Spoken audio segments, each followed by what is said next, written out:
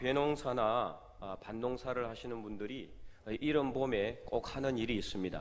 그것은 바로 논밭을 갈아엎는 거죠. 이렇게 함으로써 겨울 내에 딱딱하게 굳어져 있던 땅을 부드럽게 하고 또 영양분을 땅속으로 충분히 다 들어갈 수 있게 함으로 인해 가지고 풍성한 결실을 맺게 하는 것입니다. 이것을 기경이라고 합니다. 기경, 땅을 갈아엎는 것, 이것을 기경이라고 하는데, 오늘 본문 12절에도 하나님은 이스라엘 백성들에게 묵은 땅을 기경하라 이렇게 명령하고 있습니다. 묵은 땅을 기경하라 하는 이 말씀 중에서 이 묵은 땅은 무엇이냐?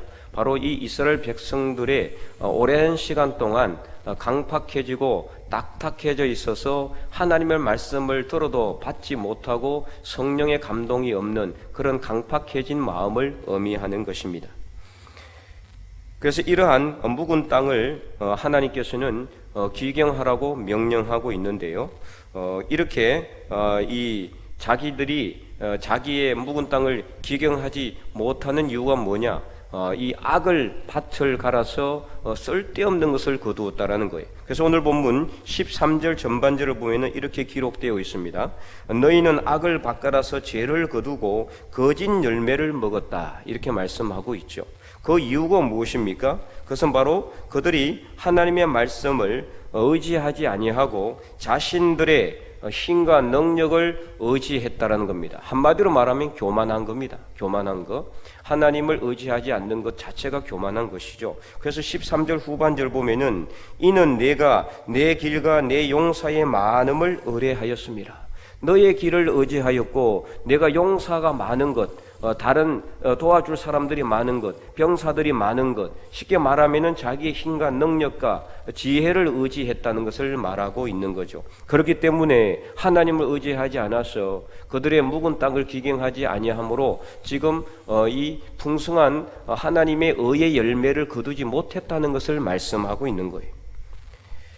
그래서 그 결과가 결국 어떻게 되었습니까? 14절과 15절을 보면은 이렇게 기록이 되어 있습니다. 그러므로 너희 백성 중에 요란함이 일어나며 내 산성들이 다 무너지되 살만이 전쟁의 날에 벳 아벨을 무너뜨린 것 같이 될 것이라. 여기서 살만은 아수르의 당시 왕의 이름을 의미한다고 볼 수 있습니다. 당시 아수르의 왕의 이름이 살만 에셀이에요. 그리고 벳 아벨을 무너뜨린 것 같이 될 것이다. 벳 아벨은 북이스라엘의 이 대표적인 도시입니다. 그래서 우상의 근거지가 된 도시가 이 벳 아벨이에요. 그래서 벳 아벨을 무너뜨린 것 같이 될 것이라. 그때에 어머니와 자식이 함께 부서졌도다. 다 무너지게 된다는 것을 말하고 있어요. 그래서 15절에 너희의 큰 악으로 말미암아 벳엘이 이같이 너희에게 행하리니 이스라엘 왕이 새벽에 정령 망하리로다. 이 말씀처럼 그대로 북이스라엘은 아수르에게 멸망을 당했어요. 베델이 이같이 너희에게 행한다라는 이 말씀은 베델도 원래는 하나님의 말씀의 땅이요 믿음의 땅이었잖아요. 야곱이 하나님을 만난 장소가 바로 베델이에요. 그래서 그 이름의 뜻도 하나님의 집이라는 뜻입니다. 베델이. 그러나 이 하나님의 집이라는 이 베델이 나중에 어떻게 되었습니까? 우상의 근거지가 되었어요. 결국에는 벳 아벨도 그리고 베델도 다 무너지게 됐고 북이스라엘은 멸망하게 됐습니다. 그 이유가 무엇입니까? 묵은 땅을 기경하지 않았기 때문이에요. 그러면 우리에게 있어서 묵은 땅은 무엇일까? 그것은 바로 오늘 본문에도 이게 북이스라엘 멸망한 이유가 교만 때문이라고 했는데 마찬가지입니다. 오늘 우리에게 있어도 묵은 땅은 교만한 마음 또 강팍해져 있는 우리의 심령을 의미하는 거예요. 오랜 시간 동안 형식적이고 그리고 편안한 신앙생활을 하면서 자신도 모르게 나 자신도 모르게 딱딱하게 마음이 굳어져 있는 거예요. 그래서 시간이 지나면서 처음 우리가 예수님을 믿고 받았던 그 은혜가 다 사라지는 겁니다. 마음이 강팍해지는 겁니다.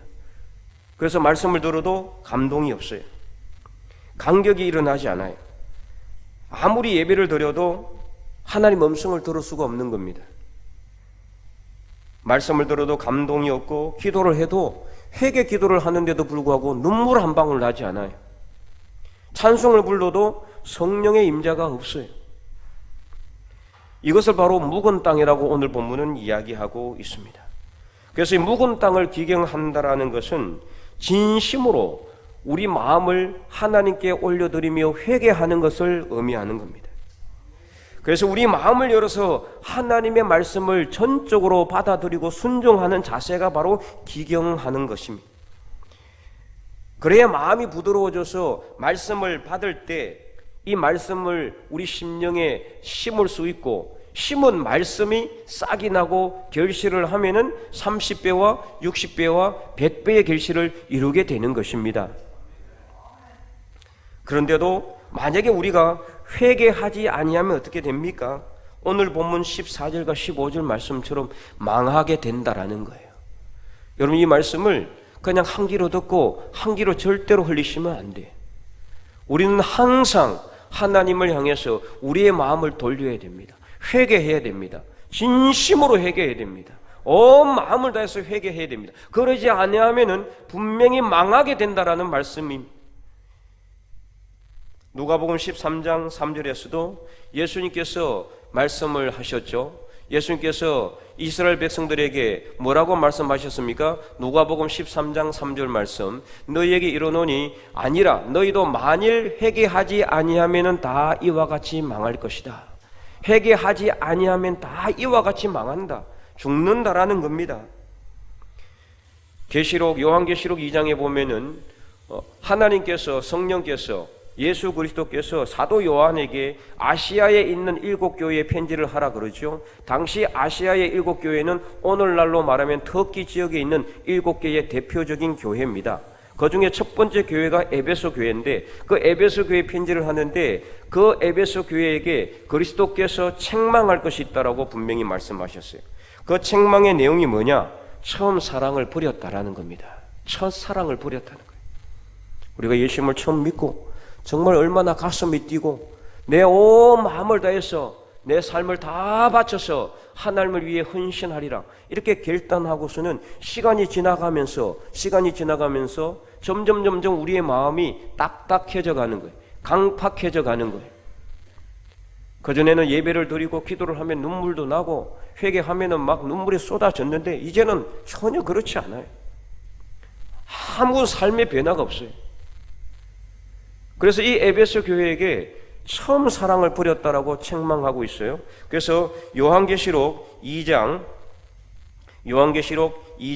4절과 5절 말씀을 우리 다 함께 한번 읽어보도록 하겠습니다.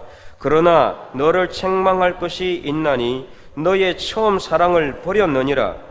그러므로 어디서 떨어졌는지를 생각하고 회개하여 처음 행위를 가지라. 만일 그리하지 아니하고 회개하지 아니하면 내가 네게 가서 내 촛대를 그 자리에서 옮기리라. 아멘. 여러분, 이 말씀이 그냥 우리가 들어서는 안 되는 말씀이에요. 잘 보면은요, 무시무시한 말씀입니다. 촛대를 옮겨버린다는 말씀은 무슨 뜻일까요? 이는 망한다라는 겁니다. 마지막 구원을 결정하시는 분은 하나님이에요. 마지막 구원의 문을 할 사람이 과연 누구겠습니까? 아무도 몰라요. 하나님만 아시고. 그래서 오늘 우리는 구원을 완성을 향해서 달려갈 뿐이에요. 촛대를 옮긴다라는 것은 구원의 촛대를 의미하는 겁니다. 처음 사랑을 버리면은 이 구원의 촛대에 옮겨버린다라고 하나님께서 분명히 경고하셨어요. 에베소 교회에 처음 사랑을 버렸어. 마음이 딱딱해져 가지고 굳어서 묵은 땅이 되어 있는 이 에베소 교회에 그리스도께서 책망하는 내용입니다. 회개하지 아니하면은 내가 네게로 가서 내 촛대를 내 자리에서 옮길 것이라고 분명히 말씀하셨다라는 겁니다. 그런데 이 에베소 교회뿐만 아니라 아시아에 있는 7교회 중에 책망을 받은 교회가 다 회개하라는 이 엄중한 경고를 받았다는 거예요. 서머나 교회와 빌라델비아 교회를 제외하고 5교회 교회가 무려 그리스도에게 회개하지 아니하면은 망한다라는 분명한 엄중한 경고를 받았다라는 말이죠.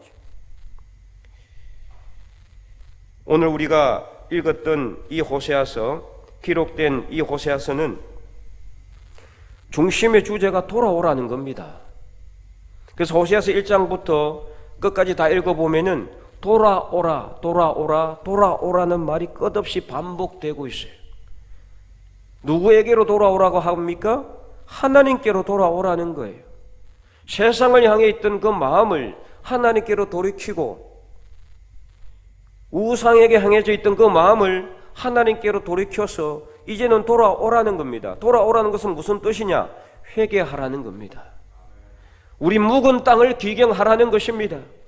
그래서 딱딱하게 굳어져 있는 우리의 돌 같은 마음을 부드럽게 해서 말씀을 받고 예배를 드리고 기도를 할 때 성령께서 우리 안에 들어오셔서 역사하실 수 있도록 그 마음의 밭을 일구라는 것입니다.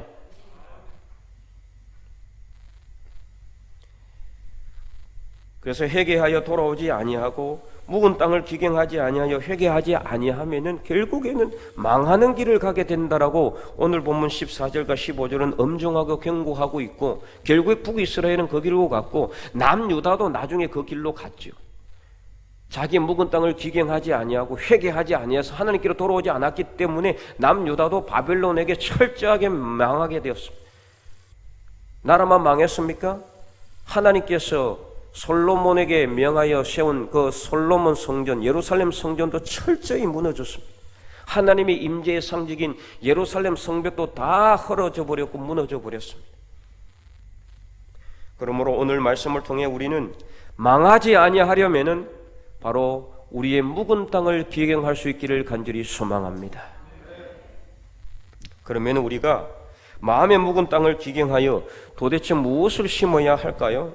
그것은 바로 오늘 본문 12절 전반절에 그 답이 나와 있습니다. 우리 다 함께 읽어볼까요? 너희가 자기를 위하여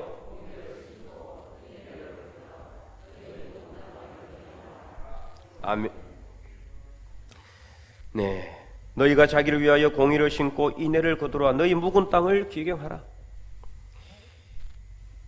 하나님의 공의를 심고 인애를 거두라는 거예요. 여기서 공의는 바로 하나님의 공의를 의미하는 겁니다. 그럼 도대체 무엇이 하나님의 공의일까요? 오늘 본문에서 강조하고 있는 이 공의는 히브리어로 체다카라는 용어인데, 제가 수요 예배 때 예수 그리스도의 영성을 소개하면서 여러 번 강조했고 말씀을 드렸어요. 수요 예배 참석하신 분들은 다 아실 겁니다. 여러분 주일 오전 예배, 오후 예배만 나오지 마시고 수요 예배도 나오세요. 나와서 말씀을 듣고 자꾸 들어야 우리가 배울 수 있고 우리 말씀 우리 심령에 새겨질 수가 있는 거예요. 그래서 그때 제가 소개를 하고 여러분의 말씀을 드리기를, 하나님의 공의는 무엇이라고 말씀했습니까? 하나님과 우리 인간의 관계성을 바로 하는 것이 바로 하나님의 공의, 체다카라고 분명히 말씀을 드렸어요. 창세기 2장에 보면은 하나님께서 아담과 하와를 만드시고 그리고 에덴 동산을 창설하셔서 그 안에 그 아담과 하와로 하여금 에덴 동산을 다스리고 지킬 수 있도록 사명을 주셨습니다. 그러나 아담의 범죄로 인해서 선악과를 따먹고 결국에는 하나님과의 관계가 완전히 끊어지게 되었죠. 하나님과의 관계가 파괴된 것입니다.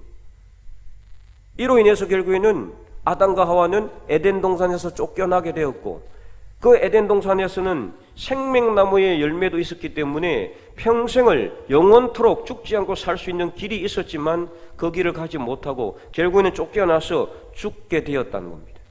그래서 평생을 흙을 먹고 흙을 일구고, 그래서 고생하고 땀을 흘리고 여인들은 출산하는 고통을 당함으로 인해서 힘든 수고와 인내의 삶을 살아가게 만들어버린 거예요. 죄악된 세상에서 죽을 날만 기다리며 살 수밖에 없는 이 인간에게, 그럼에도 불구하고 하나님은 우리 인간을 너무나 사랑하셔서 요한복음 3장 16절에 하나님이 세상을 이처럼 사랑하사 독생자 예수 그리스도를 보내주심으로 이 예수 그리스도를 영접하는 자 그 누구든지 죽지 않고 영생에 이르게 되는 길, 바로 구원의 길을 우리에게 열어주신 것입니다. 그러므로 예수님을 통해서 하나님은 우리 인간과 하나님 사이에 깨어진 관계성을 새롭게 회복시켜 주신 것입니다.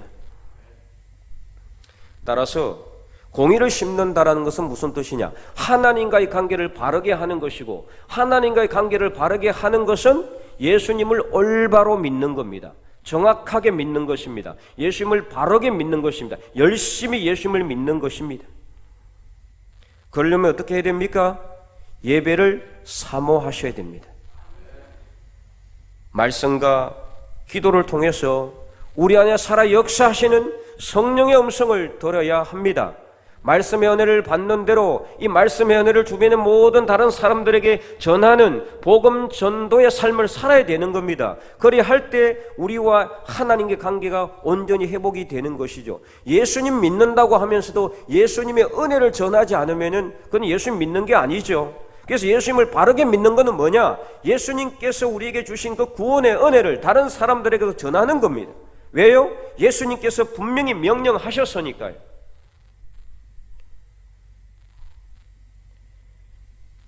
그래서 이것이 바로 하나님의 공의예요. 그런데 오늘 본문 12절 중반절을 보면은 바로 이 하나님의 공의가 뭐냐? 여호와를 찾는 것이라고 말씀하고 있어요. 그래서 지금이 곧 여호와를 찾을 때니. 왜냐하면은 우리가 하나님의 공의를 행하면은 예수 그리스도의 은혜를 깨닫게 되는 거예요. 그동안 우리의 죄와 부족한 그 허물을 회개하지 않을 수가 없는 거예요. 그럴 때 우리의 마음이 딱딱하게 굳어져 있던 우리의 마음이 기경되는 겁니다. 그래서 마음이 부드러워지고 예배 시간이 기다려지고 말씀을 듣고 기도할 때 성령의 음성을 듣게 되는 것이고 강요하지 않아도 복음을 들고 세상을 향해 나갈 수 있게 되는 것입니다. 예레미야처럼 하나님 말씀 전하지 않으면은 내 심령이 답답하여 견딜 수가 없다라는 고백을 하게 된다라는 거예요. 그러므로 사랑하는 성도 여러분, 여러분의 묵은 땅을 기경하시기 바랍니다. 그래서 하나님의 공의를 심으시기 바랍니다. 그럴 때 우리는 인애를 거두게 될 것입니다. 저기서 말하는 인애라는 건 뭐냐? 인애는 우리 인간을 향하신 하나님의 한없는 사랑을 의미해요. 그래서 이 하나님의 사랑에 응답하여 우리 인간이 이 하나님의 사랑, 우리 사람들의 하나님의 사랑을 다른 세상 사람들에게도 골고루 전하는 것, 바로 이것이 뭐냐? 인애. 그래서 히브리어로 헤세드라고 하는 겁니다. 그래서 우리가 하나님의 공의를 심는 것, 하나님과 관계성을 올바르게 하고 예수님을 바르게 믿음으로 예배를 사모하고 말씀과 기도를 통해서 받은 말씀의 은혜를 세상 사람들에게 전할 때 하나님께서 우리에게는 인애를 거두게 해주신다. 즉 우리가 하나님을 사랑하게 하고 하나님의 사랑에 감격하게 하고 그 하나님의 사랑을 감격하는 것으로 끝나는 것이 아니라 그 사랑을 다른 사람들에게도 골고루 전함으로 세상 믿지 않는 사람들이 우리의 삶을 통해서 하나님이 과연 살아 계신다라는 것을 똑똑하게 보게 된다라는 겁니다. 바로 이것이 공의를 심고 인애를 거두라는 말씀입니다. 그러면은 언제 우리가 우리의 묵은 땅을 기경하여 하나님의 공의를 심고 인애를 거두게 될까요? 바로 지금이에요. 그래서 12절 중반절을 다시 한번 더 볼까요? 지금이 곧 여호와를 찾을 때니. 지금이 곧 여호와를 찾을 때라고 분명히 말씀하고 있어요. 12절 말씀에 심고 거두고 기경하라는 이 단어, 농사와 관련된 용어입니다. 특별히 농사의 때와 관련된 용어예요. 그래서 묵은 땅을 기경할 때가 있는 거예요. 아무 때나 갈아엎으면 안 되는 거죠. 기경해야 될 때가 있어요. 그리고 심을 때가 있고 심은 것을 거둘 때가 있습니다. 이 때를 놓쳐버리면은요, 아무리 열심을 내어도 풍성한 결실을 절대로 거둘 수가 없는 겁니다. 우리도 마찬가지예요. 언제 이 우리의 묵은 땅을 기경하여 하나님의 공의를 심고 인애를 거두어야 합니까? 바로 지금입니다. 바로 지금 하나님의 공의를 심고 인애를 거두시기 바랍니다. 그래서 바로 지금 우리가 온 마음을 다해 뜻과 정성을 다해 우리 마음을 하나님께로 올려드리고 간절한 마음으로 예배를 드리시기 바랍니다. 그래야 할 때 하나님을 만나게 될 것입니다. 그래서 우리가 바로 지금 여호와를 찾을 때 어떤 일이 일어나느냐? 12절 후반절 말씀 12절 후반절 말씀 우리 다 함께 읽어보겠습니다. 마침내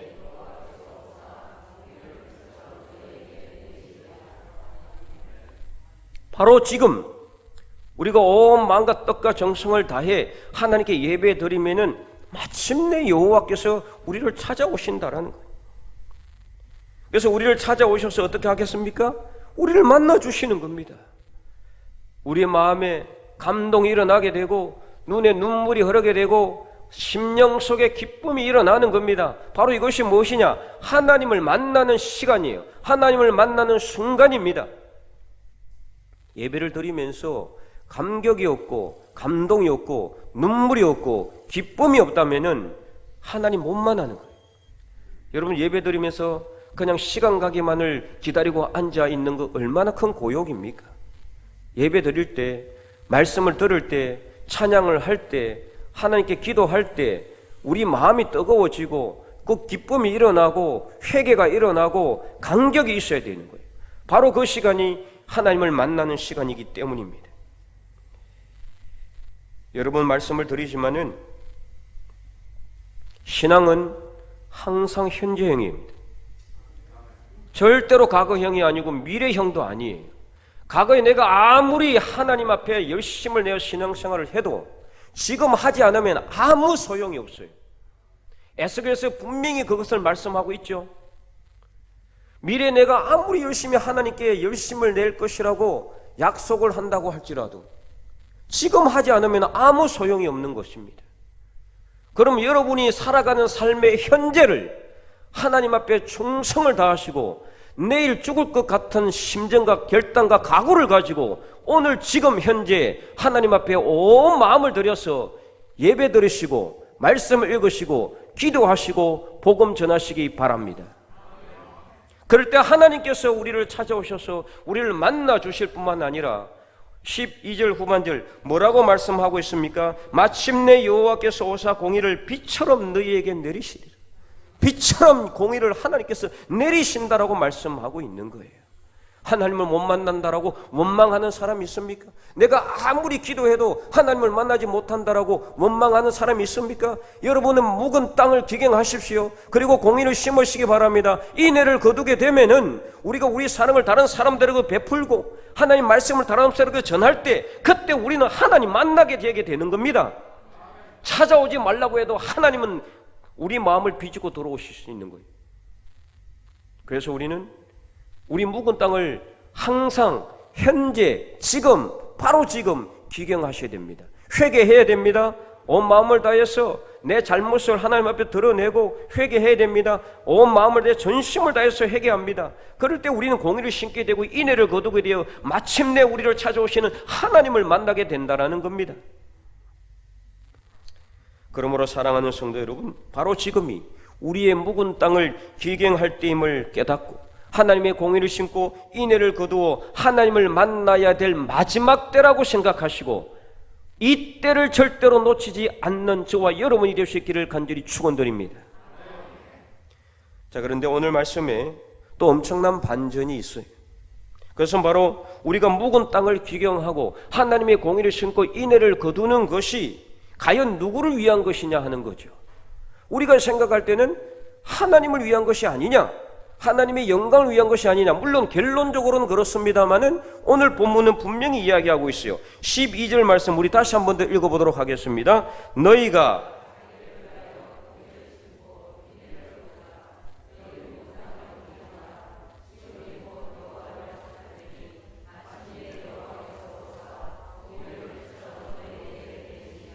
아멘. 놀라운 사실이죠. 누구를 위해서 이 기경을 하고 공의를 심고 인애를 거두라고 하고 있습니까? 너희를 위하여. 너희를 위하여. 오늘 저와 여러분을 위해서 우리 묵은 땅을 기경하라고 말씀하고 있는 거예요. 우리를 위해서, 나를 위해서, 나 자신을 위해서 회개하라고 말씀하고 있는 겁니다. 그런데 우리는 어떻습니까? 살아가면서 하나님의 영광을 위한다라는 것도 있지만은 정말 온 마음을 다해서 회개한 적이 있는가?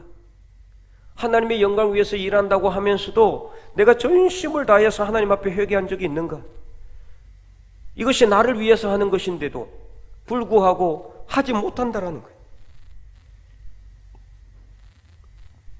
하나님의 공의를 심는 것이 우리를 위한 것이라니 정말 이것은 너무나 우리가 생각해도 믿기 힘든 말씀인 것 같은데 잘 살펴봅시다. 만약에 우리가 하나님의 공의를 행하지 않는다라면 어떻게 될까요? 하나님은 슬퍼하시겠죠. 기뻐하지는 않을 겁니다. 자, 그러면은 그렇다고 해서 하나님의 공의가 조금이라도 손상이 될까요? 절대로 그렇지 않습니다. 내가 하지 않으면은 아무 일도 일어나지 않을 것이다. 내가 하지 않으면 이 교회는 망할 것이다.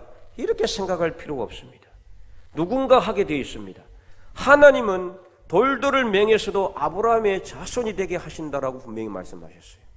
내가 하지 않으면은 하나님은 다른 사람을 시켜서 하나님의 역사를 이루는 분, 바로 그분이 하나님이십니다.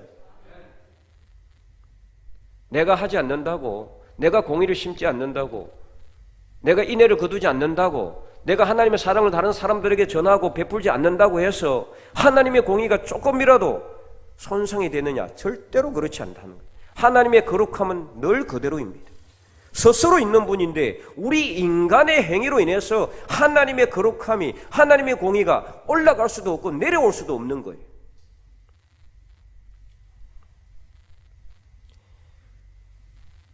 우리가 분명히 알아야 할 것은 피조물인 우리 인간의 행위로는 절대로 하나님의 공의를 털것 하나도 가감할 수가 없다는 것입니다.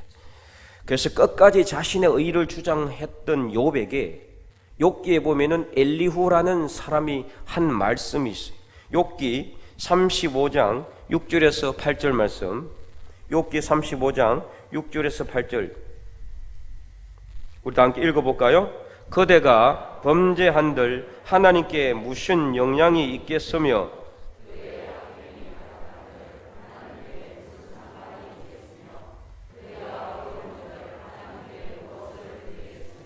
그가 그대의 손에서 무엇을 받으시겠느냐? 그대의 악은 그대와 같은 사람에게나 있는 것이요 그대의 공의는 어떤 인생에게도 있느니라. 아멘. 욥이 비록 동방의 의인이긴 하지만 그러나 그것도 한낱 피조물인 인간에 불과해요. 하나님이 아무리 욥을 사랑하시고 욥을 위대하게 한다고 해서 하나님의 공의가 거룩함이 더 올라가거나 욥이 범죄하여 악행을 한다고 해서 하나님을, 욥을 부르신 하나님의 공의가 명성이 낮아지는 게 아니란 말이에요. 원래 있는 하나님의 공의와 거룩함은 항상 그대로란 말이죠. 그러면 왜 하나님께서 욥에게 이런 엄청난 혼란을 주셨을까요? 우리가 생각할 때는 욥이 이렇게 환난과 고난을 당해가지고 결국에는 자기가 하나님 앞에 회개함으로 하나님의 거룩함이 더 올라가게 하기 위한 것이 아니냐? 천만의 말씀입니다. 그렇게 한 것은 바로 욥으로 하여금 욥의 믿음이 더 성장하게 하셨고, 그래서 욥으로 하여금 진정한 하나님을 발견하려고 하시는 하나님의 크신 뜻이 있었다는 거예요. 그래서 욥은 욥기 42장 5절에서 6절 이렇게 그는 살아계신 하나님이 어떤 분인지를 분명히 고백하고 있어요. 욥기 42장 5절과 6절 내가 주께 대하여 귀로 듣기만 하였사오나 이제는 눈으로 주를 배움나이다. 그러므로 내가 스스로 거두어 드리고 티끌과 제 가운데 앉아서 회개하나이다. 자기의 끝까지 의로움을 주장했던 욥이 이제는 자기의 의로움 다 거두어드리고 진정한 하나님을 만났다는, 내가 주께 대하여 귀로 듣기만 하였지만 이제는 진짜 참 하나님을 만나게 되었습니다. 그래서 참 하나님을 만나고 회개하자 어떤 일이 일어났느냐? 욥기 42장 10절 이후에 하나님께서는 그에게 이전에 있었던 소유의 갑절이나 주셨고, 그리고 자녀들 7남 3녀의 자녀들 하루아침에 그 생명을 빼앗아갔지만 또 그 자녀를 그대로 주셨어요. 어마어마한 부자였지만은 엄청난 소유물이 있었지만 그거 하루아침에 다 빼앗아갔지만은 욥이 회개하고 참 하나님을 만나게 되자 욥에게 이전보다 있던 갑절의 소유의 갑절을 주셨다라는 겁니다. 결국에는 욥에게 환난과 고난을 주신 것은 하나님의 공의로움이 높아지기 위한 것이 아니라 욥을 통해서 욥에게 그 믿음이 성장하게 하고 욥에게 더 많은 복을 주기 위한 것이라는 겁니다. 이스라엘의 강야 40년 고난의 시대도 마찬가지. 이방 족속들이 볼 때 하나님께서 애굽에서 400년 동안 노예 생활을 하던 이스라엘 백성들을 이끌어내셨습니다. 10가지 재앙을 통해서 무시무시한 마지막 장자의 재앙까지 하나님께서는 이 애굽을 완전히 초토화시키면서까지 이스라엘 백성들을 이끌어내셨어요. 그리고 홍해에서도 그 뒤따라왔던 바로의 군대를 다 수장시켜 버렸잖아요. 다른 세상 사람들이 볼 때는 어마어마한 일입니다. 모두가 다 그 소문을 듣고 놀라는 거예요. 그런데 그랬던 하나님이 이스라엘 백성들을 어떻게 하셨습니까? 강야 40년 동안 던져버리고 그 강야 40년 동안 유리방황하게 했어요. 그러면 이방 족속들이 어떻게 생각할까요? 야, 하나님께서 이스라엘 백성들을 사랑하신다고 하시더니 이제는 힘이 없고 능력이 없어서 이스라엘 백성들을 그냥 수수방관하시는구나, 이렇게 생각하며 하나님을 조롱하고 비웃었겠지만, 그런다고 해서 하나님이 아닌 것이 되었습니까? 하나님의 거룩성이 조금이라도 손상이 되었습니까? 하나님의 공의가 조금이라도 가감되었습니까? 아닙니다. 하나님은 그대로 하나님이신 것이죠. 그래서 이스라엘 백성들을 하나님께서 강야 40년 동안 밀어 넣으신 이유가 무엇이냐? 무엇이라고 하고 있습니까? 다 함께 신명기 8장 16절 말씀을 다 함께 읽어보도록 하겠습니다. 내 조상들도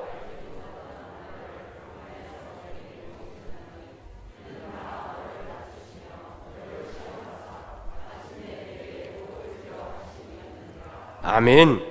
복을 주기 위해서라는 겁니다. 이스라엘 백성들에게 복을 주시기 위해서 강야 40년 동안 밀어 넣으셔서 이 세상에서 우리가 살아가는 것이 떡으로만 살아가는 것이 아니라 하나님의 입에서 나오는 모든 말씀으로 살아야 된다는 것을 깨닫게 하시고, 그래서 그들에게 믿음을 더 높여주셔서 오직 하나님만 바라보며 의지할 때 모든 길이 평탄하게 되고 형통한 길이 되고 마침내 하나님께서 주시는 복을 받아 누리도록 하기 위해서 하나님께서는 이스라엘 백성들을 강야 40년 동안 밀어 넣으셨던 거예요. 오늘 우리도 마찬가지입니다. 코로나의 재앙은 여전히 지속되고 있습니다. 우리 삶 속에서도 크고 작은 강야들이 있습니다. 욕과 같은 고난이 수없이 많이 우리 삶 속에 일어나고 있어요.